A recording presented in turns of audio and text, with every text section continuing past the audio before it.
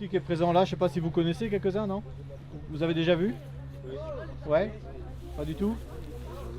Alors en fait par rapport à ça aujourd'hui l'enjeu il est pour pouvoir en fait travailler sous les clôtures, en bord des cours d'eau aussi, hein, de limiter en fait le recours à l'utilisation des produits phyto en pouvant utiliser un outil donc, qui va fonctionner de façon mécanique. Donc par rapport à un broyeur classique, la différence c'est qu'en fait il y a une centrale hydraulique, il y a un système en fait de mise sous pression avec un accumulateur ici, qui va en fait être en liaison avec le vérin ici qui va s'escamoter dès que le rotor va arriver sur le piquet. Donc cette partie est fixe, dessous il y a une lame en fait, hein, et après il y a une petite assiette aussi qui fait le support avec le sol. Donc on a fait un petit essai ici pour que vous visualisiez un peu. Le rotor fait bien le tour du piquet, hein. Alors c'est un petit peu moins bien derrière que devant le piquet en général. Il faut se tenir à moins de la moitié du diamètre, hein, pour que ça puisse tourner. En fait, il faut des piquets qui tiennent un petit peu quand même. Et en piquet fer ça peut être un peu juste, mais il n'y a pas besoin de beaucoup d'efforts, hein.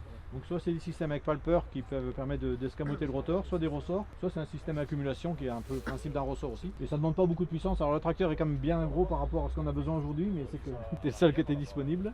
Mais sinon voilà, 60 chevaux, 70 chevaux ça suffit quoi, hein, pour entraîner l'ensemble. Et c'est très simple. Et donc il y a quelques groupes nous dans le département au niveau des Cumins qui se sont équipés de ce genre d'outils. Voilà, parce qu'ils sont souvent dans des situations où ils avaient alors aussi des gens qui sont en agriculture biologique qui ne peuvent plus utiliser de produits. Donc ça peut faire aussi sur les bords de champs, hein, des zones un petit peu où on a du mal à s'approcher avec les outils classiquement. Et c'est pas très fragile compte tenu qu'il y a toujours cette partie fixe qui va quelque part faire écran par rapport à des obstacles de type cailloux, tout ça.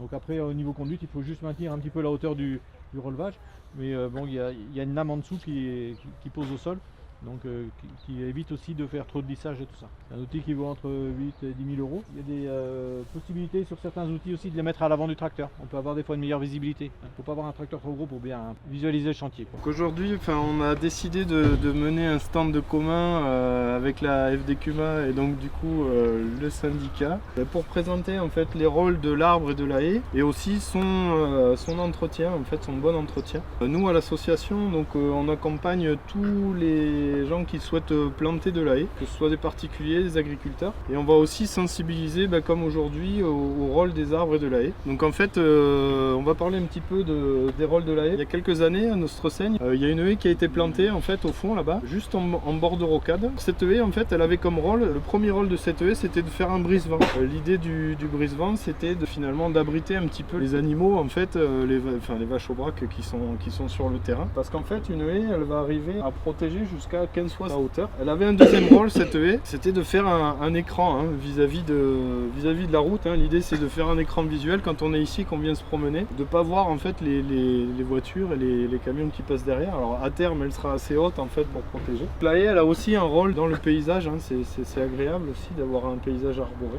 Ouais. Après, je vais parler aussi d'autres rôles de la haie, notamment la régulation de l'eau. Avec le réchauffement climatique, on a de plus en plus de pluies fortes et condensées. Et la haie peut permettre de réguler l'eau et d'éviter les inondations, qui causent pas mal de dégâts pour les habitations autour. Elle a un rôle aussi de filtration et d'épuration.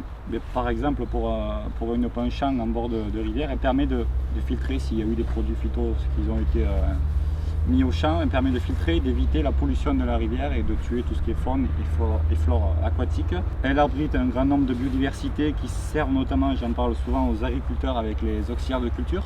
Et le fameux exemple de la coccinelle qui mange plusieurs centaines de pucerons par jour. Un rôle de protection, on en a parlé, permet aussi à long terme de pouvoir, l'agriculteur ou la personne qui a planté la haie, ça peut permettre de produire du bois pour chauffer son foyer. On estime environ qu'une haie de 4,5 km permet de chauffer un foyer pendant une dizaine d'années. C'est environ 300 mètres de haies coupées par an. Et après le cadre esthétique que Julien a parlé juste avant. Sur le volet donc valorisation un petit peu des tailles de haies et de branches, l'idée c'est de ne pas couper en fait pour rien, c'est-à-dire que de le couper mais aussi de pouvoir le valoriser. Pour les résidus des tailles de haies, alors on a plusieurs solutions pour les exploiter. On a d'abord le petit broyeur là-bas. Ce broyeur il peut prendre des branches jusqu'à 15 cm de diamètre. Ensuite plus gros, donc on a le broyeur qui est derrière. C'est un broyeur qui peut prendre jusqu'à 40 cm de diamètre. Tous les résidus donc seront transformés en copeaux et ces copeaux pourront servir pour le paillage, notamment dans les bâtiments d'élevage, et aussi pour le chauffage des habitations. Pour l'entretien des haies, du coup on retrouve souvent les épareuses à marteau ou fléau. Utile surtout pour des branches de 2 à 3 cm. On retrouve aussi le sécateur hydraulique pour des branches de 1 à 10 cm. Enfin, le lamier aussi pour des coupes de rattrapage. Par contre, il faut savoir du coup que les pareuses endommagent le lait, vu que ce n'est pas une coupe franche. Ouais, parce qu'en fait, finalement, quand on va venir tailler à l'épareuse, enfin tailler c'est un grand mot, quand on va venir en fait attaquer un peu trop la haie, ça va éclater, en fait, on le voit souvent hein, sur les bords de route, ça va venir faire des choux-fleurs, hein, ça va venir éclater le bois. Derrière, il y a tout un tas de maladies qui vont venir rentrer dedans. Et la haie et les arbres aussi ont du mal à cicatriser. Donc c'est aussi pour ça qu'aujourd'hui on fait un stand commun avec la FDCUMA pour montrer un petit peu les outils alternatifs qui existent hein, pour tailler la haie, notamment le sécateur hydraulique, on en a parlé. C'est vraiment important de laisser aussi l'emprise de la haie, d'avoir une haie assez large qui fasse un minimum de 2 mètres, c'est ce qu'on dit, pour qu'elle puisse se renouveler. Et rien n'empêche après de venir, si elle s'élargit un peu trop, de venir tailler en fait au sécateur pour réduire un peu l'emprise, mais il faut toujours laisser à peu près 2 mètres voilà, pour qu'elle puisse se régénérer, qu'il y ait des nouvelles espèces qui puissent s'installer et qu'elle puisse faire un peu de réserve, parce que quand on taille trop sévèrement, la haie a du mal à créer des réserves, quoi. Au niveau des produits, donc là on a deux exemplaires en fait de broyat en fait, ça c'est ce qui est fait avec la grosse machine mais avec le syndicat de rivière, et ça c'est un exemplaire de ce qui est fait avec la petite machine. Ça se ressemble en fait un petit peu, on a quelque chose qui est coupé franc, donc en fait on a des couteaux hein, qui coupent franchement, ce n'est pas défibré quoi, et haché, donc l'idée c'est que ça puisse être valorisé dans les chaudières. Pour les chaudières en fait ce qu'on recherche c'est quelque chose de très régulier, donc ça c'est un produit qui est un peu plus mixte avec des petits morceaux, des gros morceaux, qui est plus adapté à du paillage en litière animale ou du paillage en fait sous clôture ou en plantation, quoi. Voilà, nous après donc dans l'entretien des rivières et des cours d'eau, ce qui se pratiquait à l'époque jusqu'en 2009-2010 à peu près, on nettoyait, on coupait tout le bois qui pouvait être revalorisé en bois de chauffage, les propriétaires le gardaient, et tous les rémanents qui restaient en général c'était brûlé. Et à peu près dans les années 2010, il y a une loi qui est arrivée avec l'interdiction du brûlage. Donc il a fallu trouver des solutions alternatives. Donc on est parti sur le broyat qui permettait donc cette revalorisation derrière en paillage pour les haies ou en calibrant et en partant en plaquette de chauffage. On ira voir le broyeur sous clôture en partant tout à l'heure si vous voulez. Est-ce que vous pourriez citer du coup deux usages en fait du broyat qu'on peut faire quand on vient recéper une haie ou même voilà, entretenir les bords de cours d'eau? Clairement, hein, on en a beaucoup parlé. Est-ce que vous pourriez citer 2 rôles finalement des haies qu'on a plantées ou pas plantées, hein? Il y a des haies qui sont... La gestion de l'eau aussi. Protection de La gestion de l'eau, ouais. protection contre le vent. Ouais, contre le vent, les crampes, Protéger contre effectivement. l'érosion, les auxiliaires. Ouais, gestion des eaux, oui.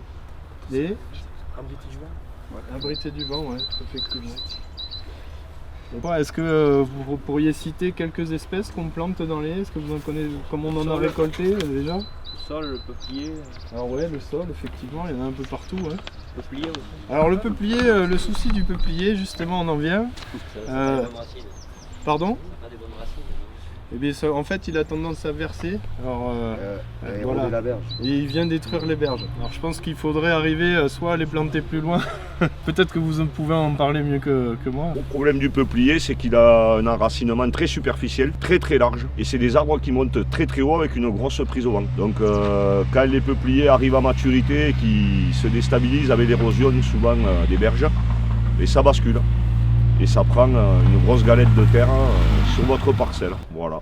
Donc pourquoi on n'aime pas trop le peuplier en bord de cours d'eau.